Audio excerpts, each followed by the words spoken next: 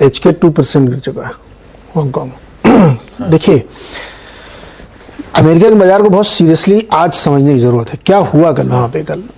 कल ऐसा शुरुआत नहीं लग रहा था कि इतनी बड़ी गिरावट हुई। मैं जब सोया तो मैं निश्चिंत होकर सोया था कि चलो नॉर्मल मार्केट है, इसलिए ऐसा कोई बड़ा तूफान नहीं हुआ। लेकिन दो घटनाएं कल हुई हैं और वो दोनों घटनाएं एक दूसरे से लिंक्ड हैं। हमने ये भाप लिया था 2-3 दिन पहले कि बैंक शेयर में तकलीफ है, कि वहां बैंक शेयर लगातार प्रेशर बना रहे थे, नैस्डैक कम बना रहा था, यानी आईटी के शेयर कम गिर रहे थे, बैंकिंग में ज्यादा प्रॉब्लम थी। और कल वही हुआ। आप शुरू करते हैं, टॉप डाउन अप्रोच लेते हैं। दिग्गज बैंकों को आप देखिए, जेपी मॉर्गन को देखिए, वेल्स फार्गो को देखिए, बैंक ऑफ अमेरिका को देखिए, सब 5-5%, 6% गिरे हैं। क्यों गिरे? क्योंकि अब इसके नीचे की कहानी समझते हैं। दो कल बैंक थे जो लगभग कोलैप्स है।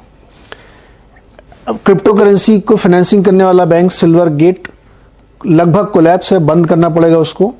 46% डाउन है उसका स्टॉक, क्योंकि अब उनके पास पैसे नहीं कि वो सस्टेन कर पाए। दूसरा जो सिलिकॉन वैली बैंक है, ये तो सिल्वर गेट का आप दिखा रहे हैं, सिलिकॉन वैली दिखाइए। ये $2 वहां पेनी स्टॉक होते हैं क्या?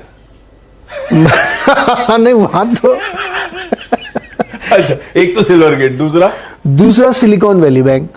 सिलिकॉन वैली बैंक जो वहां का 30-40 साल पुराना बैंक है, और जितने वेंचर कैपिटल या स्टार्टअप, उसकी लगभग 50% कनेक्शन उससे होती है बैंक की। ये बहुत बड़ी चिंता की बात है। वो स्टॉक भी 60% गिरा, क्योंकि पैसे नहीं उनके पास। अब वो फंड रेज करने जा रहे हैं तो लोग नाराज हो रहे हैं। तो इसमें और उन दोनों में जो राउट्स देखने को मिला, ये तो कितना 60% गिरा। 60% गिरा।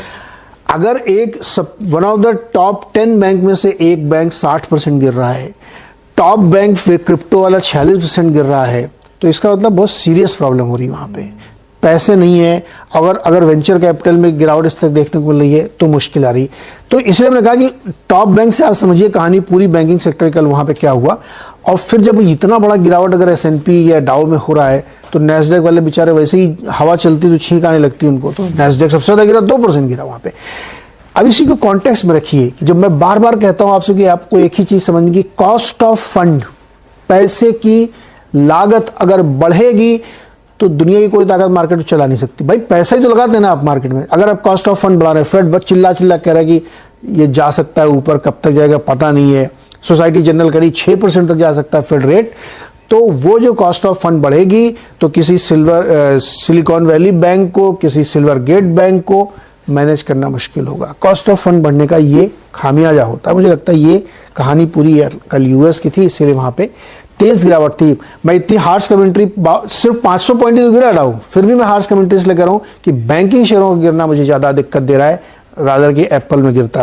क्योंकि एप्पल की गिरावट जो होती है ना, वो बहुत मोमेंट्री होती है, संभलती है। लेकिन बैंक में अगर इस तरह प्रॉब्लम आ रही है तो आगे मुश्किल है। इकोनॉमी में क्वेश्चन हो गया ना, आप जो बात बार बार जेपी मॉर्गन के जो एनालिस्ट ने होली के एक दिन पहले कमेंट्री दी थी, जिनको दुनिया का सबसे बड़ा इक्विटी स्ट्रेटजिस्ट माना जाता है कि S&P एक दिन में 5% गिर सकता है, मुझे लगता है 20% गिरेगा, वो ऐसे नहीं कह रहे थे, उन्होंने कुछ देखा होगा तभी तो कह रहे थे वो। बिल्कुल 3 चीजें देखिए। The Baltic freight index has hit all time 4-year high, China reopening is huge, और तीसरा है this bank has more exposure to bitcoin, और इस पे मैं ज्यादा टिप्पणी नहीं करूंगा। The US markets will bounce so sweetly that the Fed is not going to do anything now. In fact, 25 basis point भी might be on the hedge because of this type of chaos. इससे अच्छा मौका आपको आएगा नहीं। 18,000 15 मार्च के बाद आया ही आया, तो आप तैयारी कर लीजिए अगले सेकेंड हाफ ऑफ मार्च में भी the best we've seen in the last 3 months। इस कारण से सुबह आपको 370 390 में बोला था निफ्टी लेने को, वो आउट परफॉर्म है, एस्कॉर्ट्स आउट परफॉर्म है। और अब आपके लिए 3 पिक्स हैं, आप कहे तो मैं शुरू करूं।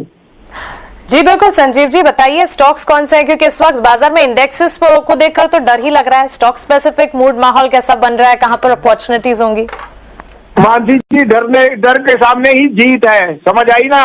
इस डर में ही जीत है। 500 पॉइंट की रैली आएगी निफ्टी में अगले हफ्ते से, आप याद रखना।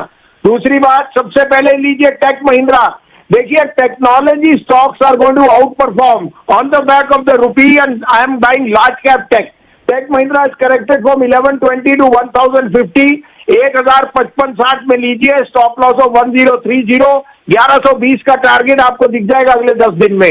दूसरा लीजिए पंजाब नेशनल बैंक, जो उनके न्यू एमडी हैं वो कह रहे हैं strongest ever growth is there और credit growth is going very strong.